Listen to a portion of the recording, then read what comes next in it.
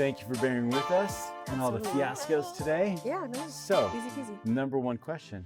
Yeah. What is your favorite drink? The Mexican lager. Cheers, friend. Thank Thanks you so much for having me. Yeah. I'm excited to get to talk to you. It's my brain. I love you, and I love the journey that you've been on the last couple of years. Yeah. And we're both busy. And you are so fucking busy. Too much. All over the place. I'm crazy though. That's my problem. But it's wonderful. Yeah. I love it. I love it. Love it. Townie or transplant? Oh, transplant, absolutely. Transplant. Yeah. Okay. Originally from North Hollywood, California. Hollywood. Yeah. Well, it's not right Hollywood. It's all right. I love it. If you're from there, it means something different than if you're not from there. I'm very much from there for sure. I grew up there, born and raised there.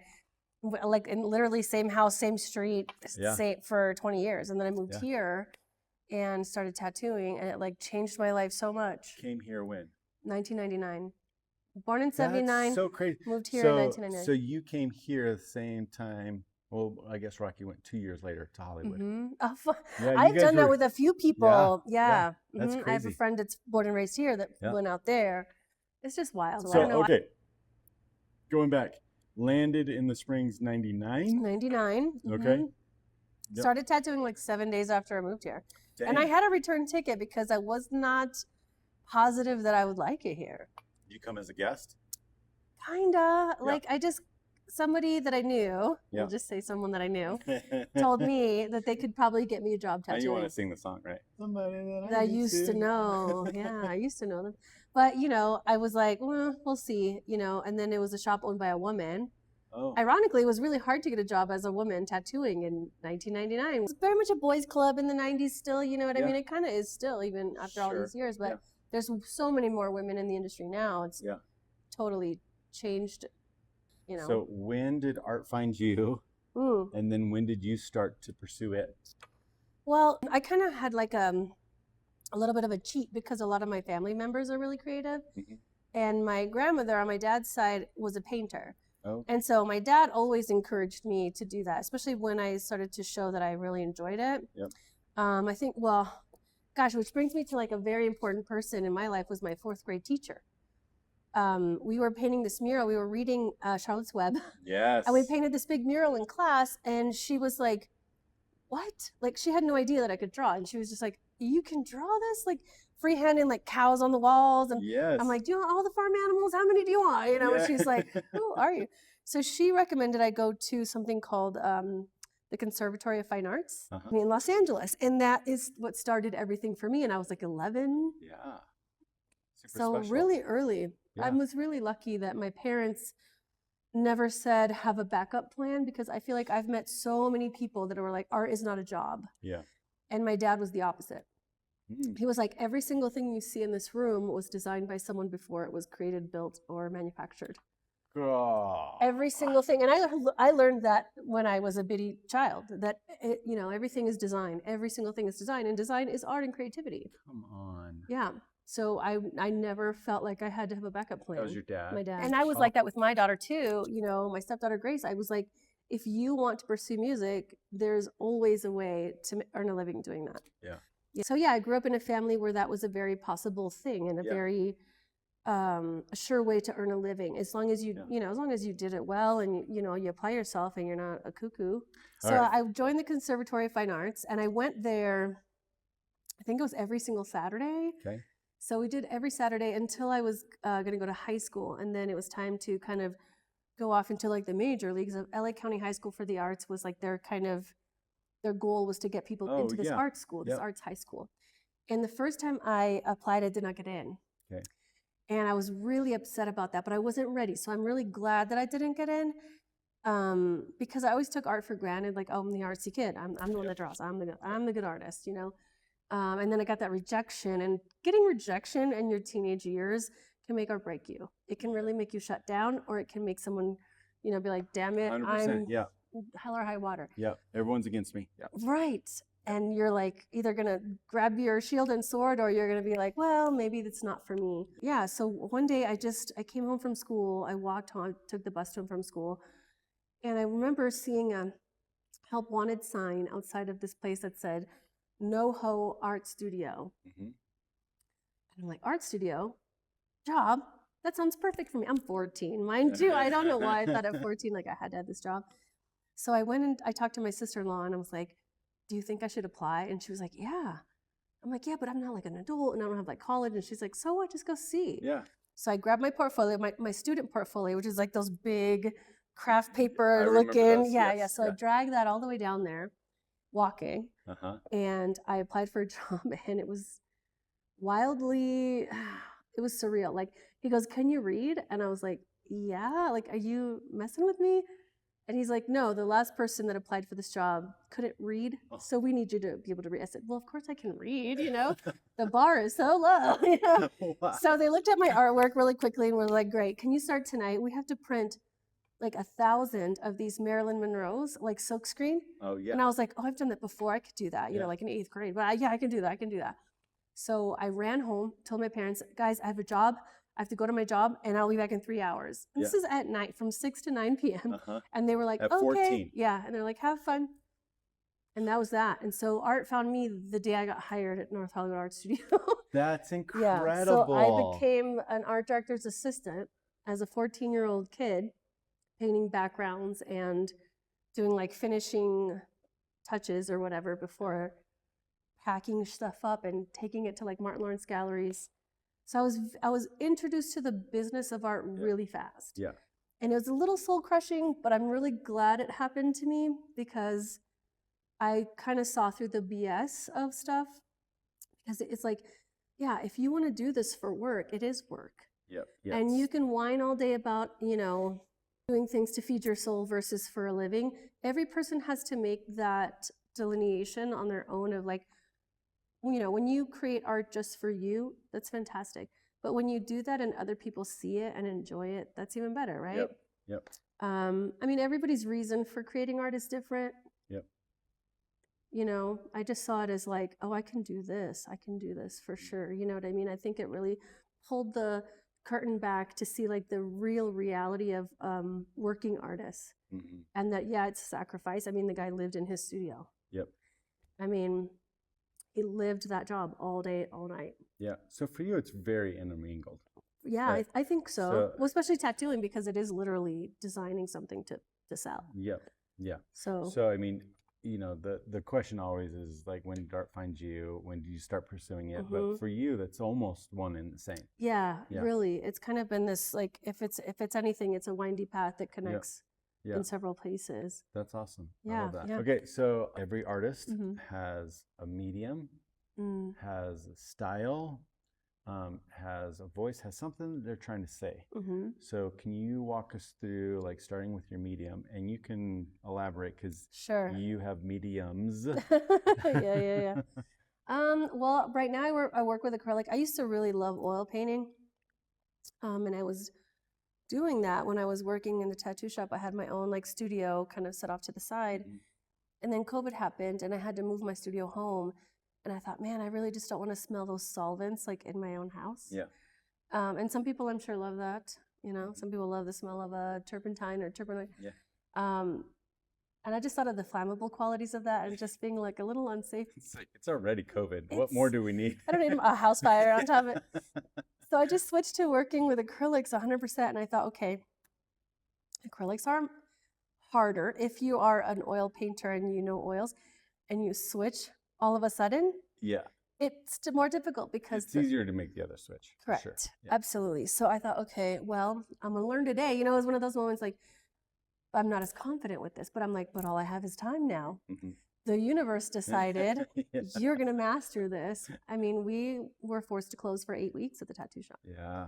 And so I just poured all my time into the acrylics that I was working with. And I really had lots of breakthroughs with it, you know, and it was a great process for me. Like I kind of look back fondly on quarantine because it really forced me to focus. And I think with any artist or creative that has a little ADHD going on, it's tough to get that focus. I just felt like I was put in a tower with that bale of straw, like make some gold, you know what I mean? And I just had to make it or break it.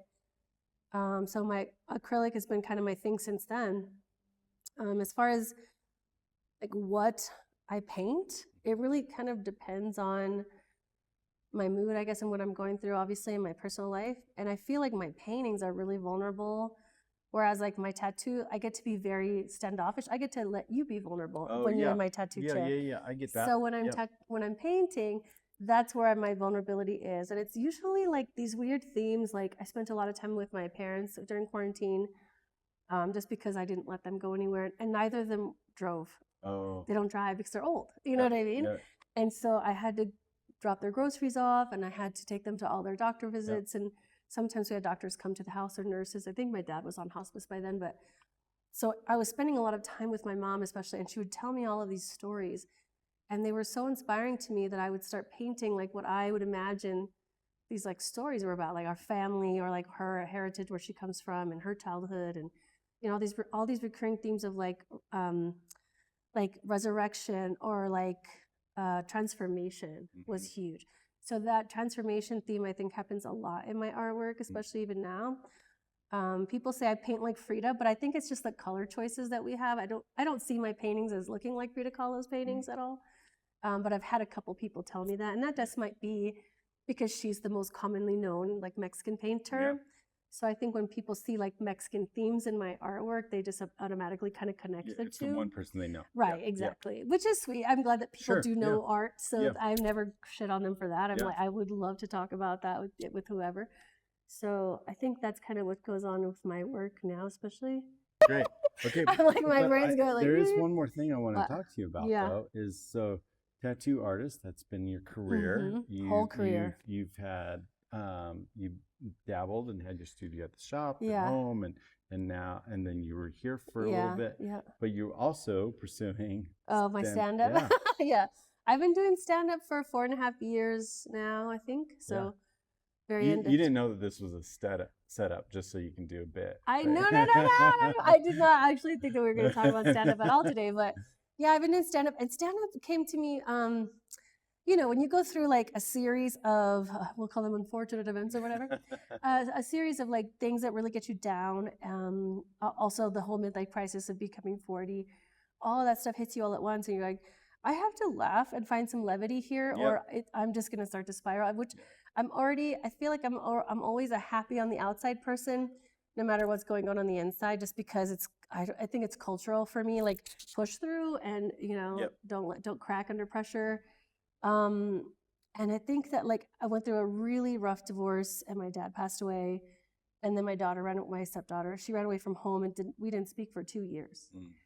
So the grief was overwhelming, you know, grieving my identity as a wife and a parent, to my identity as a daughter, then was also my dad passing away, and then having to then care for my elderly mother.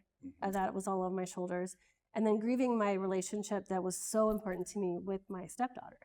And I was like, I can't be that crying girl anymore. I cannot do that to myself anymore. I deserve better, and this is never gonna, those things may never ever change. They're in the past, and that's my history a little bit, but that doesn't mean it has to be my tomorrow or even my right now. You know, so I just started going out even by myself, because a lot of my best friends, their military or their jobs took them away. So then I found myself really isolated and by myself. And I was like, gosh, I just have to go outside. I just have to try new things, meet new people. And funny, I went on a Bumble date with some guy. He was like, oh, you're so funny, you should try stand-up. And I was like, you know, someone else told me that, but I just didn't take it serious. And then I started just going to see like open mics around town. And just enjoyed it and was laughing and enjoying myself more. And then I thought, you know what, I could totally do that. So then I just started writing jokes, you know, silly, crass, ridiculous, dumb shit that I can't really say in real life because I'm such a customer servicey person at work. Well, and even though my job, there's a lot of vulgarity that gets tossed around in a tattoo shop. But you still have to be professional. Ultimately, you are still in your work environment, you know. So there's that little veil there. And then I felt like on stage, I didn't have that veil anymore. I could just say whatever. And that was a really freeing and cool aspect to comedy, I think. And the challenge of writing. I think the challenge of writing well is, it was really kind of a drug. I was like, I can fucking do this. I know I can fucking do this. And I just kept on and kept on and kept on. And I'm getting better and better. And someday I'd love to have a little bit more of I don't even know how do I describe that? I guess more success, but but I know that it's a grind and a climb. Yep. There's no cheat code to it, and I'm okay with that. I think I've done that with every other thing I've done in my life. Like, why should this one be easy? But it's fun. Yeah. It's really fun. Well, thanks for being real about all of that, and thanks for doing what you're doing. I personally feel like art and comedy are both a balm.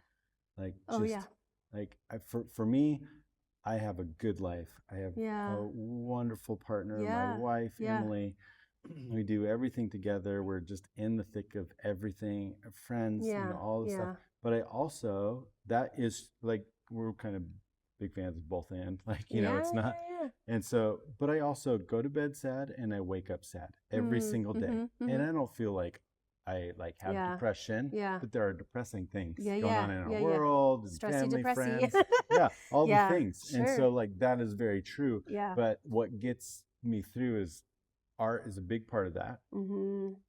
People that are doing real shit is a big part of that. And positive shit. And comedy. And comedy is like, it is such good therapy. It really is. Because it's like, let's just address the fucking elephant in the room. And that's what it is. Everybody is just, I feel like every creative person can be kind of a raw nerve. And that's where that I don't know what you want to call it. It's not necessarily a depression, but it's just that emotion that sits there. You know what I mean? Yep. But you have to be the conscious one to make those tough decisions to say, but you know what? I'm going to go make coffee for me and Emily today. I'm going to enjoy this day. I get up in the morning looking forward to making my coffee. I love caffeine for one thing. So like, I'm going to look forward to it. I look forward to walking my dog, getting out in the sunshine. So there's tools and there's work to be done. Because you can bed rot, but why? Yeah. But why? We always say that life is good and it's hard and it's good. And all of those things are happening simultaneously. And give yourself a little grace if you need a day. Speaking of grace, it's funny, I didn't even use that word. My stepdaughter's name is Grace. And I said, honey, you can hate yourself today, but not tomorrow. Because if you get down on yourself, if you get bummed, that's real good. Yeah. Go up in your room, put on your music that you love, draw a picture, whatever, and wallow in that shit today, knowing that when you wake up, that is the timeline of something different. Yeah. And it's funny because you can give yourself that moment to say that. And some people with true depression will be like, nice try, lady. That's not reality. Yeah. And of course it may not be reality for everybody, but I feel like the intention of like, I'm going to feel this truly all the way through, but I know that tomorrow's different. Yeah. What and or who inspires you as an artist? Probably my mom in all the genres that I dabble in, because my mom is hilarious. Yeah. My mom is a very funny person. She's a very colorful person. My mom is like the most humble person I've ever known in my life. I'm gonna get teary-eyed. That's all right. Probably everything about my mom inspires me to be everything, to be good. Yeah. I used to grow up, and I would grow up, and I was like, if I could be half the person that she is, I'm all right. Truly. Yeah. Because she's so good. She's like, it's weird that she's that good. I don't even get it. Yeah. Like, she is someone who's so generous, so calm. She's like a Buddha in her wisdom. Like, she's just different. She was so born different. Like, I don't know if she's just an ancient soul. Like, some people are old souls. My mama is an ancient soul. Like, she makes a friend everywhere she goes. She's so brave. Like, my dad used to put her on such a pedestal. Yeah. So brave just to do all the things that she did. Just to grow up in like rural Mexico in the 40s, like South Central Mexico, and just to think to yourself, oh, I don't belong here. I belong somewhere else, and I'm going to find that place. Not that she doesn't love her roots and she's not in love with the place where she came from. Sure. But to just feel that wanderlust, that exploratory type of mindset, like some people never leave their hometown. Get stuck. Yep. Or maybe they don't have desire, and that's fine. But like for her to just be like, hello, I'm just going to travel, and all that's such a long time ago. Like that was probably a dangerous thing she did. You know sure. what I mean? Yes, yeah. Like, I can't imagine When doing did she that. come here? Gosh, probably in the late 60s or Okay. 70s. Yeah. But she came up here with one of my aunts, her cousin, and they were like seamstresses, so they worked in like sweatshop type stuff, making clothes. Mm-hmm. Yeah, making clothes. Yep. And she learned, In Cali? and she still sews every single day. At 80 years old. It's crazy. She Love still has this big industrial sewing machine. And I'm like, God, I wish I had the patience to learn that. Oh man. Emily would love to meet her. Oh dude, she's wild. And she learned to speak English. She like helped everybody raise their children. She'll be like, take off that shirt, let me fix that button, you know, here you go. Yeah. She's a doer. She's someone who doesn't just talk about something, she's a doer. She will accomplish that thing, you know. And I just love that about her. Yeah, my mom is an easy person for me to pick as an inspiration. Because, you know, when I was going through it, I asked her one day, Mama, what is the most important thing? Is it to be happy or is it to fulfill your obligations? And I swear this lady she like flipped the script. She said, well, you have to be happy to fulfill your obligations. Mm-hmm. I don't know. Every time I talk to her, I'm like, duh, of course, you know, like, I don't know. There's always something there. You know, she's a very superstitious person. She's a Catholic person. But she's all loving. She's not a judgy person. Like anybody and everybody's welcome in our home and has always been that way. Yeah. Always. Amazing. So, what's her name? Guillermina.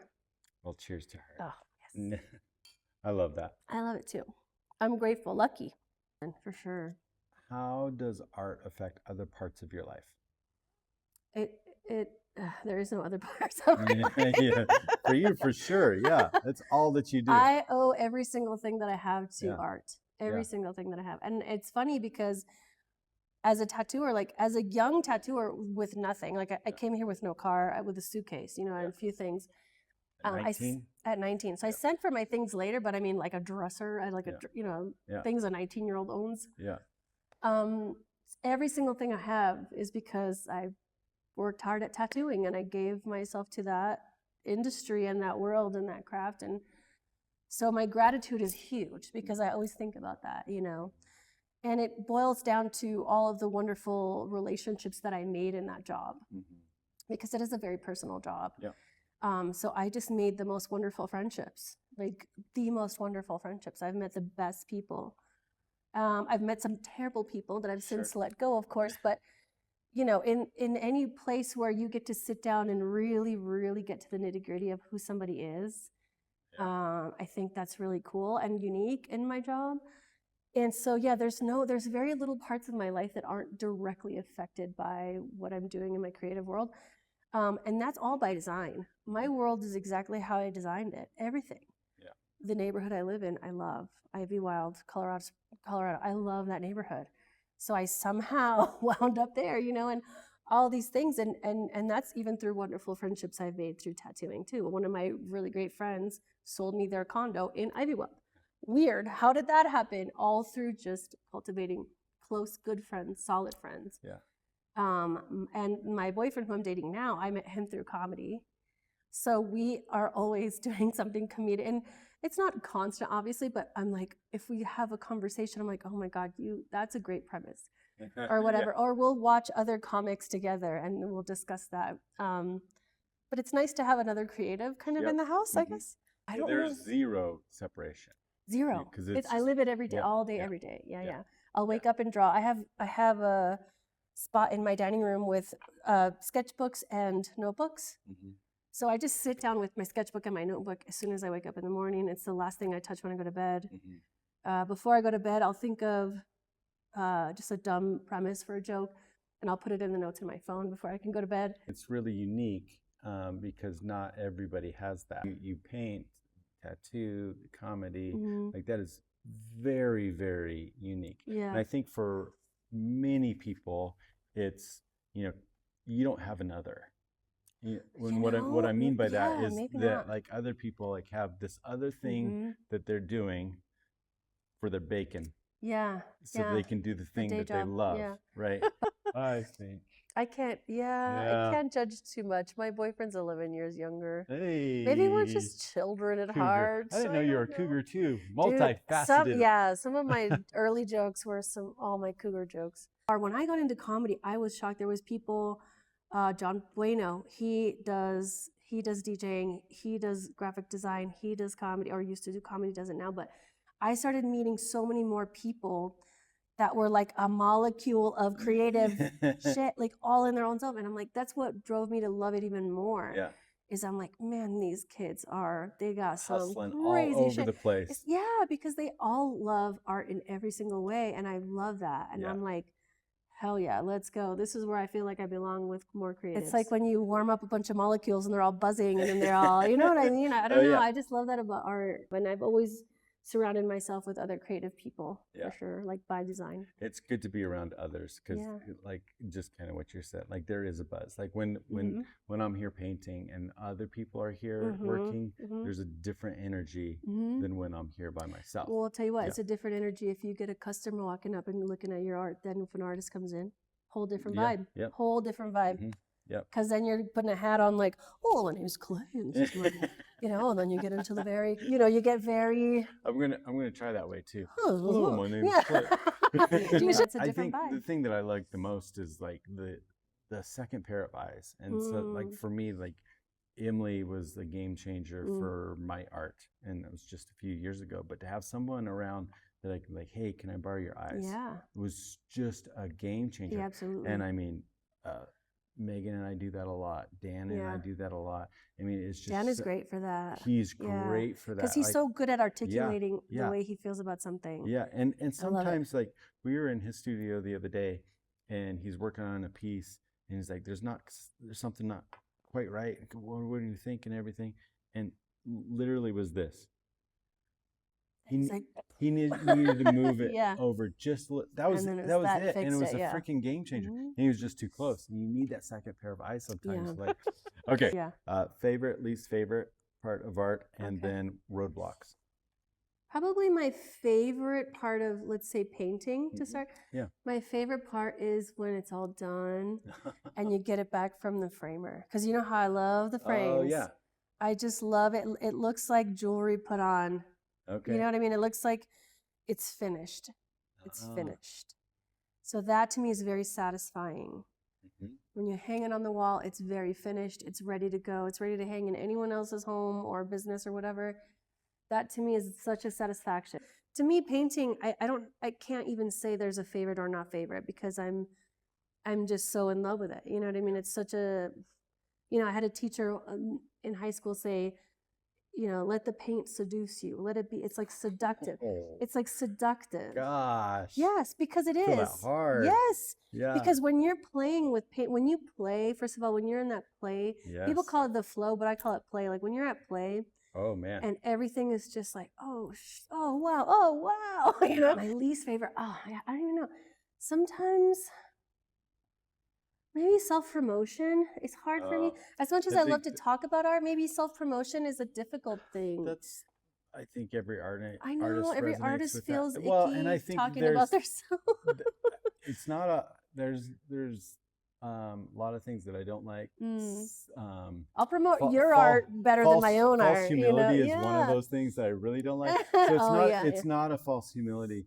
But it is like I think that resonates with most artists. It's really hard. I think I was just talking to an artist about doing an artist talk, and I love artist talks because most of them go like this, like, oh, I'm just kind of like an imposter. And, we're all imposters. We're all. And for Emily and I we always feel like that's a sure way to find out if someone's like a real artist. If they come in tooting their own horn. I just said that about comedy. They're usually not that good. I said if you don't hate yourself, you're doing it wrong.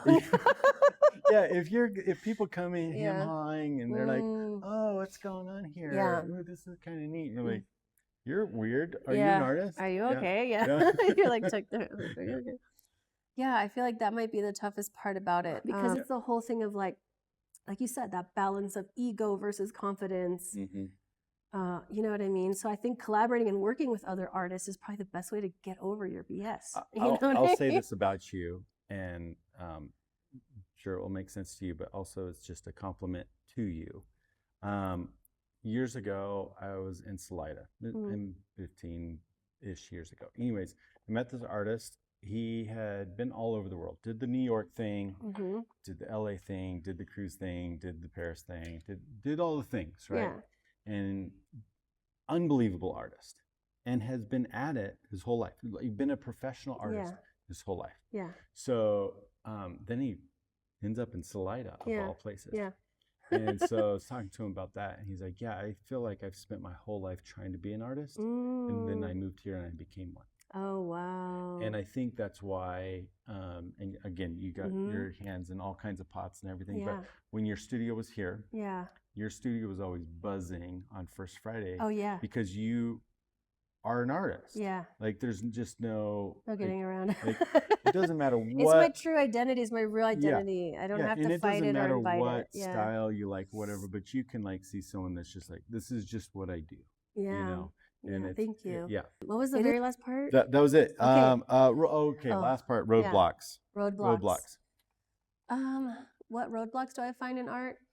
Probably exposure, money, things like that. Maybe exposure, I would feel like, is a roadblock for a lot of artists. Maybe for myself, I don't know. I feel like just getting people to know who you are and seeing your work, I think might be the toughest roadblock, because you can't sell something someone hasn't seen, obviously. So to earn a living, like, this is important to me because I earn a living doing art. Like, art isn't my side gig. Art is my gig. Yeah. Well, friend, I can talk to you for hours. Me too. But this is the time where you turn to the camera, tell people who you are and where they can find you. Okay, my name's Maria Fetterhoff, and you can find me on Instagram at Maria Tortilla Comedy or at Glory Badges Tattoo. That's all my tattooing, my paints. And then Maria Fetterhoff on Facebook if you are an elderly person. If you like Facebook more than Instagram, that's totally fine too. I definitely talk a lot with customers on Facebook, so that's where you can find me. Awesome. All right. Cheers to you, my friend, and to your mother. To our thank you. Always to my mama. Honestly, I don't know why anybody would shake a baby when you could shake a perfectly good teenager.